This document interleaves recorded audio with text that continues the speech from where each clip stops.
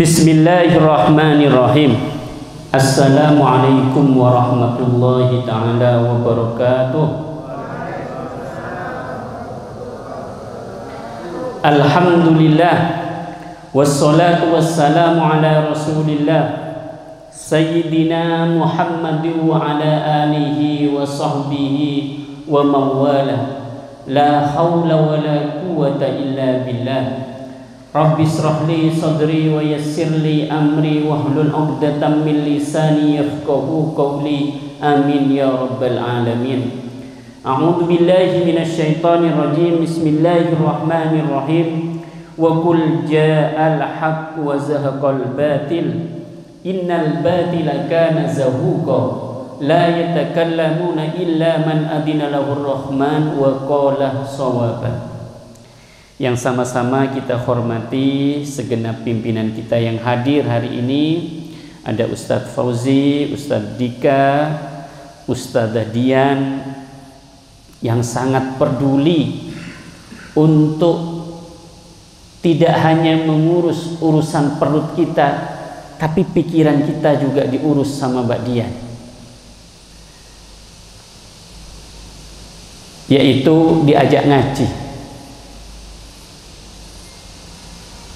Saya pernah bilang kepada tim KRT, Mas Hartono, saya masih ingat, di dapur. Dia dulu kerja di Matos, chef di Matos. Saya tidak sebut kerjanya di mana, chef di Matos, di bagian masak, dan sangat terkenal tempat itu. Terus pindah ke sini. Saya tanya, apa bedanya Mas? Kan lebih enak kerja di Matos, tiap hari ngelihat perempuan cantik. Beda Pak, di sana itu sholat saja susah katanya. Padahal kalau di sini kita sangat peduli terkait ibadah panjenengan. Teorinya itu ada sederhana, kalau perut ini isi, maka pikiran itu akan main. Kalau pikiran main, perutnya isi, hatinya akan kangen dengan sesuatu yang abadi, yaitu Allah Subhanahu wa ta'ala. Itu teori itu sudah. Sehingga saya senang sekali, meskipun hanya 1 tahun sekali, ngisi teman-teman ke rumah tangganya. Ujung tombak daripada pesantren Tursinai. Ujung tombak. Guru tombak yang lain, ini ujung tombak. Sehingga kalau tadi dibilang bagaimana cara bermuamalah, saya ingin lebih masuk lagi teorinya. Saya akan menceritakan sebuah kitab namanya Kimyatus Sa'adah, kimia kebahagiaan. Poin-poin yang bikin orang itu bahagia, kira-kira apa kira-kira? Dulu kajian saya di situ, sekarang saya tambahin lagi. Salah satunya yang bikin bahagia itu kalau perut itu kenyang. Salah satunya. Berkaitan dengan itu, saya kemarin sesungguhnya kajian Ustadz Ali itu, tapi dari kemarin saya rapat dengan Ustadz Abidin, dengan Mbak Evi barusan selesai terkait THR. Insya Allah besok dibayarkan. Amin. Kalau nggak suka saya pindah. Tinggal saya WA ke Mbak Evi, tunda seminggu lagi, itu bisa. Jadi ini harus disyukuri. Kenapa kok didahulukan Ustadz? Karena sebelum pulang supaya bisa dipakai. Yang sudah 8 bulan di sini, maka dapat 1 kali gaji. Alhamdulillah. Itu salah satu kebahagiaan. Yang kedua, kalau sudah bicara THR itu hilang materinya. Materinya hilang gitu ya. Yang kedua, jangan main HP. Karena saya sangat eman sama panjenengan. Saya selalu sampaikan, kecuali saya lupa, tiap malam saya selalu menghadiahkan suratul Fatihah, berdoa untuk guru karyawan Tursina. Tidak pernah lupa.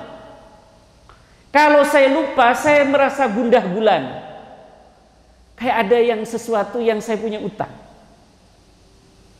Saya tentu tidak bisa membayangkan karena guru karyawan Tursina itu sekarang jumlahnya 388 orang. Saya nggak tahu namanya tapi saya tahu mukanya. Pak Junet yang sering ketemu Pak Hosim yang bikin ikan mati kabeh. Itu yang iling kan lho, sing nakal-nakal sing iling kan ya. Tapi sejatinya bicara ikan lali materinya Pak Ali. Sejatinya saya tidak pernah meninggalkan doa untuk saudara saya yaitu guru karyawan Tursina. Saya selalu berdoa Allahumma barik lana Allahumma barik fi umurina wa ilmina wa ma'hatina wa tullabina wa awliya'i tullabina wa asadatina wa ihwanina. Untuk saudara-saudara saya di Tursina yang sering masuk itu karena sering ketemu Ustadz Dika salah satunya, tapi semuanya saya khususkan itu karena dengan mendoakan orang lain saya itu baru bahagia ya. Dengan memberikan doa kepada orang lain saya berasa tenang gitu loh. Sehingga materi hari ini adalah saya ingin bercerita tentang kunci-kunci bagaimana orang bisa bahagia. Uang iya, tapi itu bukan segala-galanya. Saya pernah ketemu orang wali santri Tursina, penghasilannya itu sebulan 90 miliar. Ada orang yang kayak gitu. Nah, kira-kira keuntungannya saya hitung itu kurang lebih 25 miliar. Ada orang tiap bulan punya duit 25 miliar. Suatu ketika datang ke saya, sedih Ustadz saya. Duh, kok uangnya banyak iso sedih itu apa pikir saya? Ternyata ada gangguan di salah satu poin yang bikin dia tidak bahagia, yaitu anak. Anak itu adalah yang sudah menikah ya. Anak itu adalah tempat kebahagiaan yang paling utama, paling tinggi. Kalau sudah menyangkut anak, wah, hilang semuanya. Anaknya bermasalah, anaknya cantik, ditinggal selingkuh sama suaminya. Sehingga saya ketemu dengan beliau, Ustadz, tolong carikan suami. Tidak harus kaya, saya nggak butuh duit. Yang penting ganteng. Saya lihat kok nggak ada yang ganteng di sini. Nggak ada yang ganteng, Mas Dika juga nggak ganteng juga gitu loh.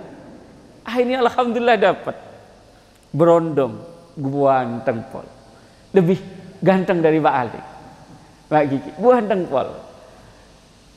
Katanya baru saya bahagia Ustaz. Jadi anak itu di atas segalanya. Makanya kita berkhidmah di pondok itu niatkan nabung untuk kebaikan keluarga panjenengan supaya anak panjenengan diurus oleh Allah Subhanahu wa taala. Paham ya?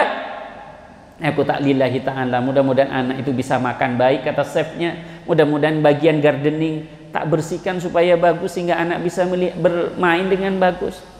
Tapi jangan lupa barokahnya mudah-mudahan ngalir kepada anak-anak sampean. Amin. Bisa difahami ya? Sehingga apa kunci kebahagiaan itu? Ternyata bahagia itu beda antara senang dengan tenang. Menurut para ulama, bahagia itu lebih dekat maknanya itu ke tenang, bukan senang. Orang baru mabuk-mabukan senang, tapi hatinya tidak tenang. Bisa dipahami? Jadi tenang tidak sama dengan senang. Senang baru dapat THR. Tenang baru sebagian itu sampean kasihkan kepada orang yang membutuhkan, ibu sampean misalnya. Ada kebahagiaan di situ. Bisa dipahami Mbak Oki? Ya? Itu kira-kira. Jadi tenang tidak sama dengan senang. Makanya dalam kitab Sunan At-Tirmidzi ada kurang lebih 3 komponen yang membuat orang itu bahagia atau tenang. Dan bicara tentang ketenangan, setiap orang berbeda-beda. Contoh, sama poinnya, tim gardening tenang dan senang kalau hujan, sehingga nggak perlu bekerja. Tapi tim laundry susah, karena laundrynya jadi nggak kering. Senang sementara, tapi pada saat itu dia dikejar target, menjadi tidak tenang. Kasusnya sama, tapi tiap orang berbeda. Bisa dipahami? Tim gardening senang kalau hujan, apalagi sambil rokokan di belakang, sambil sembunyi-sembunyi. Aku ya tahu tempat-tempatnya itu, cuma memang senangannya rokok mau gimana. Kebetulan alirannya Ustadz Ali ini agak berbeda dengan Ustadz Abidin. Yang penting jangan ketok moto. Nek ketok moto aku tabrak. Nek singit-singitan nggak apa-apa. Oh, kesenangannya memang di rokok sih, tapi ketenangannya nggak dapat. Bisa dipahami ya? Alhamdulillah, meskipun dibahas misalnya ada beberapa KRT yang ngerokok, saya jawabnya tenang. Ya minimal ketika di Tursina rokoknya berkurang gitu loh. Perkara mari maghrib langsung Mas Kiki ambil kabeh, ya terserah dia gitu kira-kira. Bisa dipahami ya? Jadi temanya sama-sama hujan, tapi penerimaannya berbeda. Sama hujan misalnya, orang yang kerja jualan es ketika hujan dia susah. Ketika hujan, yang nanam tanaman tembakau susah. Tapi orang yang nanam padi ketika hujan dia senang. Tanamannya saja yang berbeda, responnya menjadi berbeda. Sehingga kita yang uangnya terbatas harus mencari kunci-kunci kebahagiaan itu apa. Maka kata hadis, kata Nabi, min sadatil mar'i, di antara orang yang membuat bahagia itu yang pertama adalah al jarus soleh, tetangga yang baik. Bicara tetangga, ini bukan letter luck tetangga, harus dibagi tahapan-tahapan. Tetangga kita paling dekat itu adalah keluarga kita. Istri sama anak kita, pastikan baik. Na'udzubillah, kaya nggak karu-karuan. Na'udzubillah istrinya selingkuh, habis. Tidak ada rasanya harta itu. Na'udzubillah uangnya banyak, anaknya kena narkoba, habis. Hilang kebahagiaannya seperti yang saya ceritakan tadi. Bisa difahami? Pastikan dua ini bahagia. Mana yang prioritas Ustaz? Anak. Anak. Nggak ada bekas anak. Bekas istri ada. Bekas suami ada. Mantan Ustaz ada. Mantan kiai ada. Mantan anak nggak ada. Maka pastikan apa yang diberikan kepada anak kita itu benar-benar harta yang halal dari kita. Karena itu yang membuat anak kita itu menjadi baik. Bisa dipahami? Kalau nggak begitu halal, nggak pati jelas, nemu di jalan buat rokok aja, biar dimakan sama setan asapnya. Tapi untuk yang diberikan belanja kepada anak, jangan sekali-kali memberikan uang yang haram. Subhat aja nggak boleh. Bisa dipahami? Karena ini akan menjadi darah dia nanti. Tetangga yang kedua setelah anak istri, yang kedua adalah orang tua kita. Sehingga kalau besok itu dapat THR, jangan lupa ada orang tua kita, terutama ada ibu. Sogok ibu itu. Saya kenal seorang kaya dari Jogja namanya Pak Oni. Gimana cara supaya menjadi kaya? Kata beliau, supaya menjadi sukses, gampang Ustadz Ali. Sogok wakil Allah di muka bumi. Mang siapa wakil Allah di muka bumi? Ibu kita. Sogok. Kalau ngasih 100.000, bukan nyogok namanya. Sekali kasih, biasanya 100.000, kasih 500 atau 1 juta itu. Syukur ibu itu dikasih langsung geblak. Wow, Masya Allah itu. Rezekinya langsung nggak karu-karuan gitu, kira-kira begitu. Paham ya? Anak di layer pertama, istri layer kedua, orang tua, dan yang tidak kalah pentingnya, tetangga kita. Sebenarnya al-jarun soleh itu orang yang paling sering ketemu kita. Saya tanya, sampean lebih sering ketemu teman kerjanya apa tetangga di rumahnya? Ketemu. Sehingga tempat kerja yang baik itu menjadi concern kita untuk bermuamalah yang baik. Saya selalu bilang kepada mereka, kalau anak buah itu tukaran, maka 50% pekerjaan nggak selesai. Pak Dekosim tukaran sama Pak Junet misalnya. Pekerjaan Pak Dekosim salah satunya ngurusin ikan. Cek Pak Dekosim elek, dikasih peradam itu ikan, hancur sudah. Jangan-jangan sampean yang anu, bukan nih. Sehingga kompak di Tursina itu menjadi penting. Saya selalu tekankan, kompak itu menjadi penting. Kalau tidak kompak, saya pesan kepada mbak ini, damaikan nggak bisa damai, dua-duanya dihilangkan. Itu fatwa Pak Ali untuk Ustadz Dian. Saking jeleknya orang bermusuhan itu, bisa dipahami. Jadi tetangga yang baik itu menjadi penting, teman kerja yang baik itu menjadi penting. Makanya jangan sampai tukaran yang nemen-nemen guyon ya biasa, baik lagi. Karena saya melihat semakin orang itu soleh, semakin orang itu baik, akhlaknya semakin bagus. Kalau orang suka menyakiti orang, ya biasa itu, berarti belum sukses. Kira-kira begitu. Kok setiap orang ada itu selalu dikerjain, dipisu-pisuin, berarti orang itu belum bagus lah kira-kira. Bisa dipahami ya? Yang kedua adalah wal markabul hani, tunggangan atau kendaraan yang membahagiakan.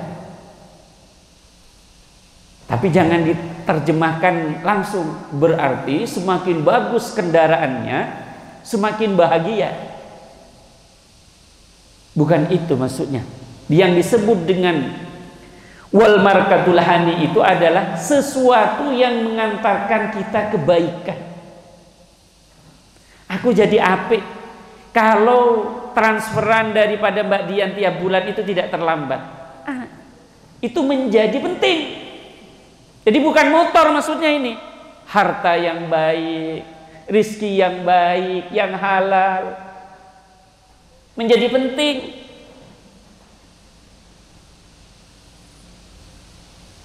Saya ingat cerita Abah Nanda, beliau titip ke Pak Ali.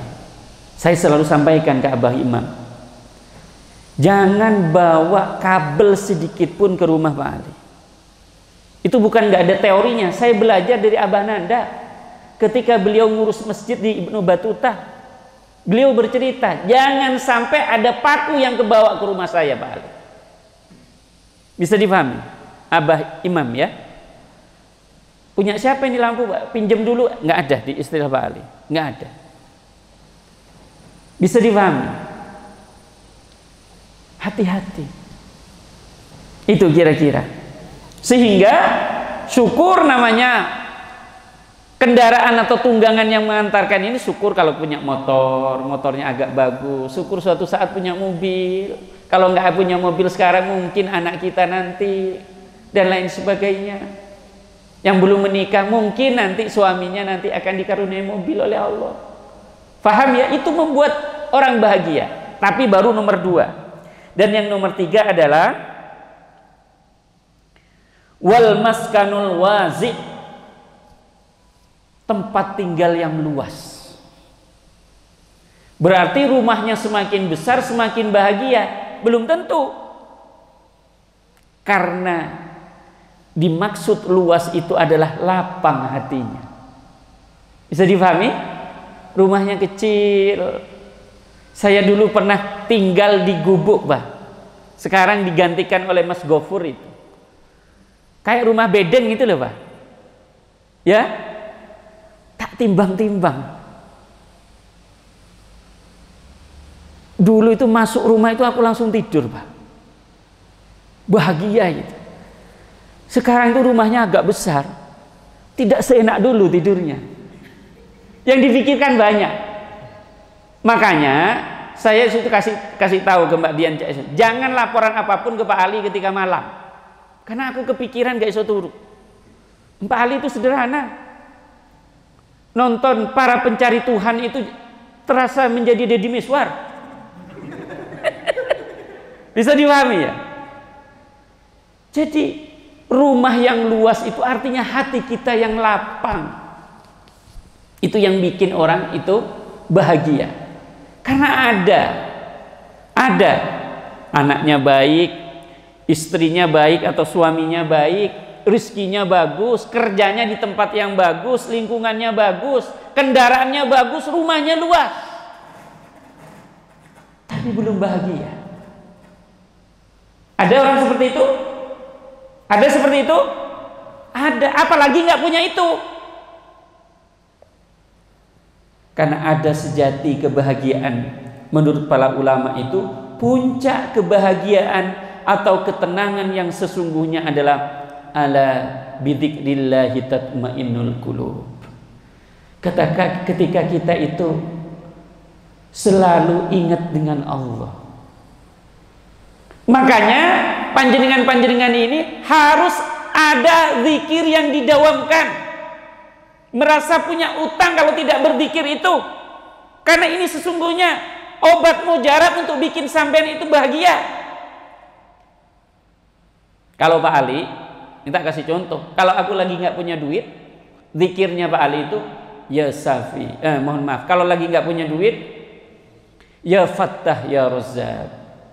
Ya Ghani ya Mughni, sampai aku itu tertidur. Kalau awak gak pati penak, ya Safi ya Kafi ya Mu'afi ya Safi ya Kafi ya Mu'afi ya Safi ya Kafi ya Mu'afi. Nek kate ngamuk terus karena tiap rapat ketemu masalah, ya Sabur ya Syakur. Intinya bacaannya nggak penting, tapi bagaimana hati kita itu terkoneksi dengan Allah. Itu yang membuat kenapa ibadah di Mekah itu dengan di Indonesia itu berbeda. Beda apa enggak, Bang? Beda jauh apa enggak? Jauh, karena orang datang ke Mekah itu tidak ada niatan Abah Imam mau benerin lampu. Tapi orang datang ke Mekah itu memang niat mau ibadah, mau ngaji. Abah lebih bahagia ketika di Mekah kemarin? Serasa tidak mau pulang. Biasanya. Ya. Lupa sudah, Pak Junet lupa, Pak Khosim lupa, apa itu? Sehingga ketika panjenengan itu ingat sama Allah, itulah yang membuat hati panjenengan itu menjadi tenang. Sehingga titip panjenengan ini titip minimal 100 kali aku tak istighfar ke Allah tiap hari. Waktunya sampean toto dewe. Kalau saran saya yang paling bagus itu menjelang maghrib sama mari subuh, atau mari maghrib atau mari subuh. Ada yang mau bagus itu kalau ngaji, yang bisa ngaji kayak sampean itu, gimana ngajinya biar istiqomah. Saya ini orang yang kurang istiqomah untuk ngaji sampai saya menemukan caranya gimana. Kalau sholat di depannya itu kasih entah kardus atau apa, Qurannya taruh di situ. Assalamualaikum, jangan pergi main HP sebelum pegang tuh Quran. Karena orang seperti Pak Ali saja, tak nengok HP lah, kayaknya tadi sebelum sholat itu ada bunyi-bunyi. Hampir 1 jam pegang HP. HP itu merampok waktu kita. Ini HP ngasil penuh duit gak apa-apa. Transaksi kuda Pak Junet misalnya, gak apa-apa. Bener apa enggak? Makanya kalau sholat tidak di masjid atau sholat sunnah, taruh di depannya itu kardus sarimi juga nggak apa-apa, Indomie taruh sambil dimakan juga nggak apa-apa. Ngajinya belum khotam, Indominya habis. Sedih pahami, taruh di depannya itu. Ini jimatku ini, aku tak ngaji meskipun sak lembar. Kalau sampean ngajinya itu fase kayak emas itu tadi, sak lembar itu kurang lebih cuma butuh 5 menit. 2 lembar 10 menit, 3 lembar seperempat menit. Tapi model saya saja ngaji seperempat jam, mata sudah berair. Tapi nonton di HP tidak terasa hampir 1,5 jam. Sama apa sama kira-kira? Sama, Pak Ali aja kayak gitu, apalagi sampean. Sama apa enggak Mas Kiki? Sama. Jadi sambungkan hati kita Pak Junaid dengan Allah supaya bahagia Pak Junaid. Punya kuda baru itu senang Pak Junaid. Paling 3 bulan sudah nggak ada kesenangan itu lagi. Punya kuda baru, mobil baru. Nggak tahu kalau istri baru ya. Belum pernah punya soalnya. Istri baru mungkin agak lama kalau istri mungkin ya. Tapi puyengnya juga lebih lama. Dijamin itu. Makanya untuk level kita ini nggak cocok untuk 2. Pasti lebih puyeng. Tidak akan mendapatkan ketenangan.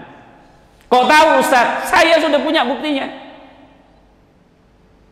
Di tempat Pak Ali yang dulu ada orang kaya punya kos-kosan 98 pintu.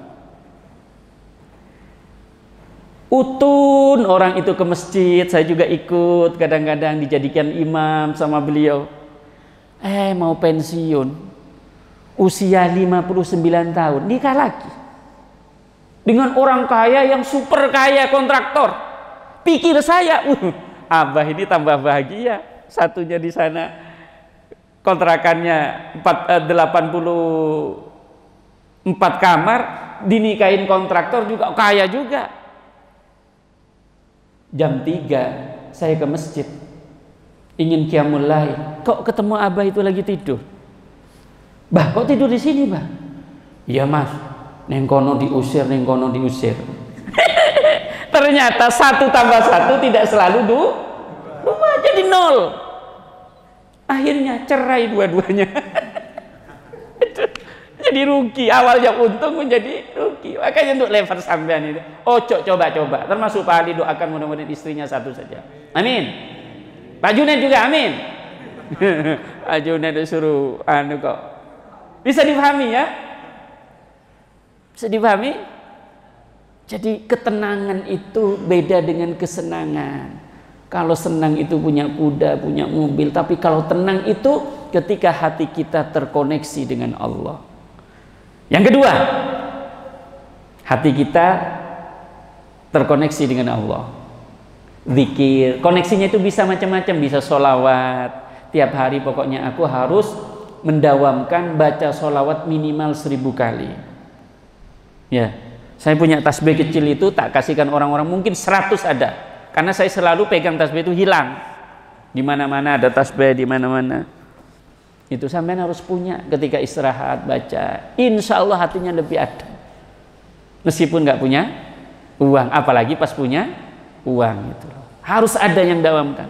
Nanti seminggu lagi saya tanya, Ustaz Fauzi, apa yang sampean dawamkan tiap hari? Zikirnya atau sholawatnya, ada Qur'annya. Saya Ustaz, setiap hari saya ngaji.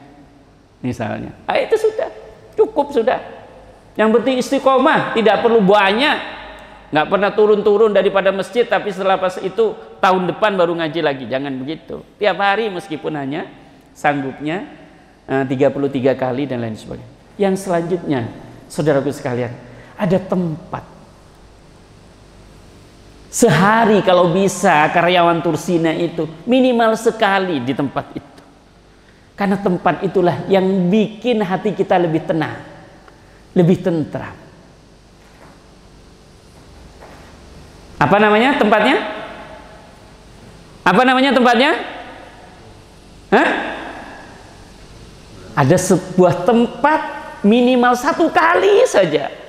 Syukur bisa 5-6 kali sampean ke tempat itu, yang bikin hati kalian itu tenang dan kalian akan dikejar-kejar oleh rizkinya Allah Subhanahu wa taala.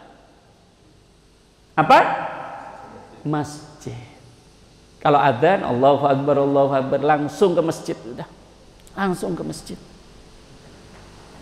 Kata Allah, kalau aku panggil kamu itu langsung datang, maka ketika kamu punya masalah aku juga langsung datang.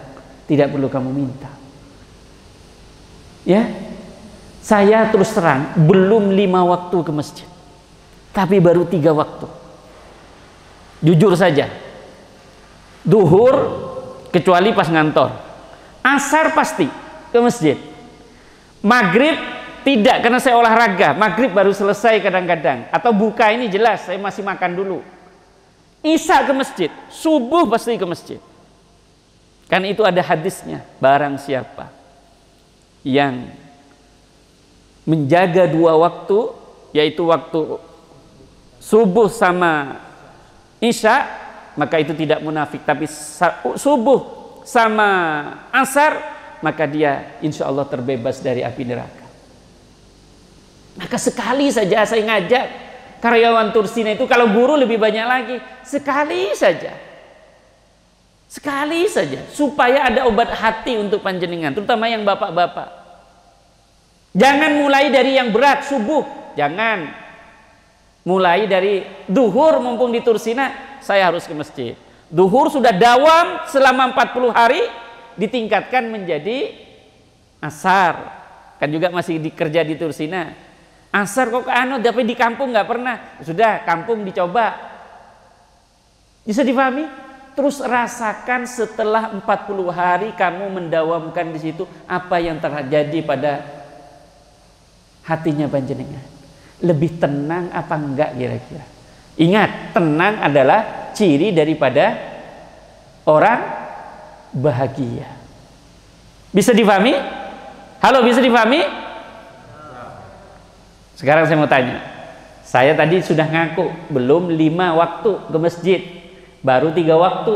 Tapi saya berjanji pengen saya tingkatkan jadi 4, tidak langsung 5. Sekarang saya tanya, siapa yang 5 waktunya ke masjid?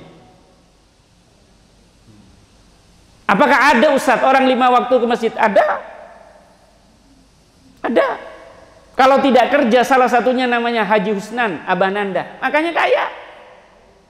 Kata beliau, pesen bapak saya itu Pak Ali, pokoknya ojo atu-atu karo pilarnya masjid. Maksudnya apa, Pak? Ya, masjid. 4 waktu ke masjid? Jujur, saya butuh orang jujur. 3 waktu ke masjid kayak Pak Ali? Alhamdulillah. Waktu apa sampean? Subuh? Asar kan di sini? Udah pulang. Pas di sini sholatnya sama anak-anak biar ngalahkan Pak Ali. Ya? Bener nggak? Kalau misalnya itu sehari tidak ke masjid biasa 3 kali, ada perasaan luwung di sini. Bener? Ada perasaan bingung gitu. Iya. Bagus. Kalau bisa tingkatkan ya Mbak ya, supaya aku dapat pahalanya. 3, siapa lagi yang 3? Sampean 3. Waktu apa? Subuh, maghrib, isya. Keren. Siapa lagi yang 3? Jujur. 2. Waktu apa? Duhur karena di sini bareng-bareng, maghrib di rumah. Maksud Pak Ali itu minimal 2 gitu loh, Rek. Di sini 1 kali, di rumah 1 kali. Dan ini teori sosialnya Ustaz Ali. Kalau ingin cari orang kaya yang baik, di masjid tempatnya. Saya pernah tinggal di Pandanwangi, itu tempatnya ini. Tempatnya Bromo Corah pada saat itu ya, banyak orang nakal dan lain sebagainya. Saya langsung masuk ke masjid. Ternyata masjid itu tempatnya Pak Haji yang sudah tobat kaya. Apa kata beliau? Sampai dari mana Mas? Saya dari Madura, saya ngajar di Batu. Oh, aku punya rumah. Silakan Mas Ali kontrak. Kalau ke orang itu pada saat itu 1,5 juta, ke Mas Ali cukup 750. Tempatnya orang baik di masjid. Kalau orang kaya nggak masjid, nggak mungkin ketemu dengan kita. Bisa difahami? Bisa difahami? Kalau ada orang tanya, di mana saya ketemu Abah Nanda pertama kali dan di mana saya sering ketemu beliau? Di masjid. Jadi jangan heran, di awal-awal Abah Nanda itu ngasih duit ke Pak Ali 20 miliar. Orangnya masih ada. Kenapa kok Abah Imam nggak dikasih 20 miliar? Padahal Abah Imam itu lebih lama. Karena Abah Imam ketemu di masjidnya jarang gitu. Kira-kira begitu. Ketemunya di warung, kalau beli nasi, ya, dapatnya uang nasi yang kecil itu aja. Gitu. 20 miliar Pak De. Saya itu hanya guru, dikasih uang 20 miliar, itu orangnya masih ada. Tanyain, apa benar Pak jenengan ngasih Pak Ali uang 20 miliar? Itu di masjid tempatnya. Sehingga dawamkan, azamkan mulai sekarang, saya tak niat salah satu sholat ketika kerja itu aku akan sholat di masjid. Bisa ya kalau itu kan kerja di sini. Bisa?